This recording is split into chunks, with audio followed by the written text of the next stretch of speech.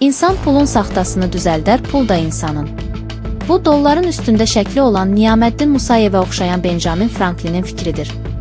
Dolların üstündəki bu kişiyə baxıb onun sözlərini xatırlamaq mütləqdir.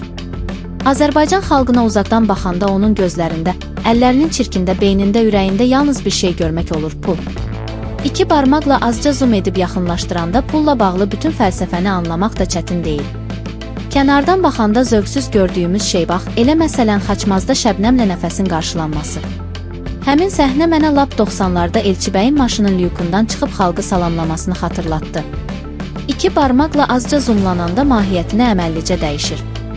Bu məsələ haqqında sonra danışacağım. Əvvəlcə bilmək lazımdır ki, bu iki şəxsiyyət kimdir? Niyə bu qədər sevilirlər? Nə var axı bu iki şəxsiyyətdə? Bu dırnaqarası sənət adamları savadsız kütlə kimi bisavad yazıb danışırlar. Ətrafınızda dilinə hörmət edən, öz dilində doğru düzgün yaza bilən nə qədər adam var? Bu dırnaqarası sənət adamları xalqın ritmində çalıb oxuyurlar. Gedin bölgələrdə bir sorğu aparın, görün, bugün mədəniyyətimizdən ağız dolusu danışa bilməyimizə səbəb olan Şövkət Ələkbərovanı, Akif İslamzadəni, Rübabə Muradovanı sevirdilərmi? Əmin olun ki, bu sənətçiləri o vaxtda sevən az idi. Vaqif Mustafazadənin bığı ilə məzələnən bu insanlar deyildimi? Bu dırnaqarası sənət adamları hər gün efirlərdə xalqa yaltaqlanmaqla toy tuturlar. Çoxusu elə bilir ki, yaltaqlıq təkcə məmura, müdirə zada olur axı. Xalqa yaltaqlanmaq da bunlar qədər çirkin bir şeydir. Bu xalqdır ki, özünə yaltaqlanmayanları kimsəsiz qoyub, yuxarılara yaltaqlananları isə arxada söyüb qarşısında iki qat əyilib. Bu dırnaqarası sənət adamlarının mənim xalqım deməyə daha çox haqqı çatır. Nəinki hansısa alimin, professorun, yazıçının, rəssamın. Çünki bu xalq elə Şəbnəmin, Nəfəsin xalqıdır. Bu dırnaqarası sənət adamları ona görə belə izdihamla qarşılanır ki, Şəbnəmçi, Nəfəsçi olmaq ən təhlükəsiz şeydir bu məmləkətdə. Heç kimi Şəbnəmçi olduğuna görə heç kim qınamaz, heç kim Şəbnəmdən ötürü şivən qoparan adama güldən ağır söz deməz, heç kim Şəbnəmçi olduğuna görə bir adamı məzəmmət edə bilməz. Çünki hər yer Şəbnəmçilərlə doludur. Burada qeyri-adi nə var? Bu dırnaqarası sənət adamları xalqla ona görə bağır-badaşdır ki, xalqın da zehniyyəti puldur, bunların da. Bu xalq üçün yaxşı sənət sahibi, işinin ustası yox, yaxşı pul qazanan, daha doğrusu daşdan da pul çıxaran lap dəqiqi, divijeniyalı adamlar daha gərəklidir. Şəbnəm də, Nəfəs də, başqaları da pul qazanmağı bilən adamlardır. Siz toyda, məclisdə görmürsünüz ki, masaya yaxınlaşıb şirinlik qoparan tamada da, müğənni də, kloun da necə xoşbəxt edir bu milləti.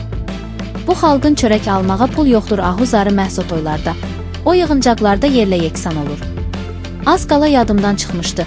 Bu dırnaqarası sənət adamları hər şeydən əvvəl xalqın şəhvətini oyadırlar, intim ehtiyacını ödəyirlər. Ki bu da xalqın ən acı olduğu şeydir. Və ən əsası, Benjamin Franklin əminin fikrinə qayıtsaq, pul bu xalqın saxtasını düzəldə bilib. Bəli, məhz pula görə bu xalq bugün sürətlə uçuruma enir. Gördüyünüz saxta, qondarma gözəlçələri nə düzəldib? Pul. Pulu onlara kim səpələyir?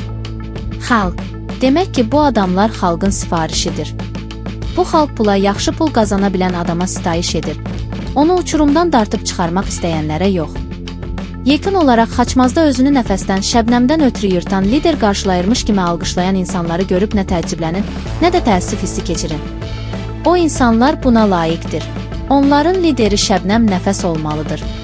Sizin nə sözünüz var bu gözü tərəzi olan xalqa? Sevirlər, sino gedirlər, ölürlər də bunlardan ötürü. Tərəzidirlər də kəmiyyəti göstərirlər, keyfiyyəti yox. Vəssalam. Xəbərin ünvanı kulis aza istinadən Emin Queen Şəbnəmçilər, Nəfəsçilər və başqaları adlı yeni yazısını təqdim etdi. Siz bu mövzu haqqında nə düşünürsünüz? Fikirlərinizi şərh bölməsində yazın. Videonu bəyənməyi, paylaşmağı və kanalımıza abunə olmağı unutmayın. Hər birinizə sonsuz təşəkkürlər.